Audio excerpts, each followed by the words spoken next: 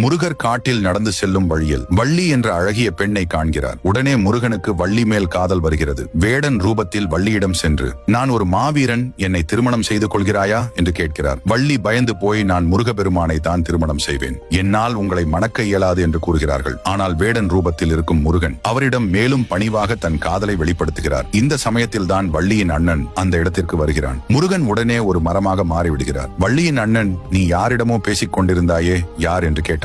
ஆனால் வள்ளி யாருமில்லை என்று கூறிவிடுகிறார்கள். வள்ளியின் அண்ணன், இந்த மரம் இங்கே இல்லையே, இது என்ன புதிதாக இருக்கிறது என்று கேட்டான். வள்ளி, எனக்கு ஒன்றும் தெரியவில்லை என்று கூறுகிறார்கள். உடனே வள்ளியின் அண்ணன் ஒரு கோடாரியை எடுத்து அந்த மரத்தை வெட்ட செல்கிறான். முருகருக்கு என்ன செய்வது என்று தெரியவில்லை. இதை அனைத்தையும் பரலோகத்திலிருந்து கண்டு கொண்டிருந்த விநாயகர் அந்த இடத்திற்கு ஒரு பாலகனாக தோன்றி, மரத்தை ஏன் வெட்டுகிறீர்கள், அதுவும் ஒரு உயிர்தானே என்று கூறுகிறார். வள்ளியின் அண்ணனும் இதை கேட்டு, என்னை மன்னித்து விடு பாலகா என்று கூறி அந்த இடத்தை விட்டு அண்ணனுடன் வள்ளி செல்கிறார். முருகன் உருமாறி, அண்ணா, நீங்கள் செய்த உதவிக்கு மிகவும் நன்றி என்று விநாயகரிடம் கூறுகிறார். உங்களுக்கு முருகர் விநாயகர் பிடிக்கும் என்றால் ஓம் கணேச முருகா என்று கமெண்ட் செய்து நமது சேனலை சப்ஸ்கிரைப் செய்து கொள்ளுங்கள்.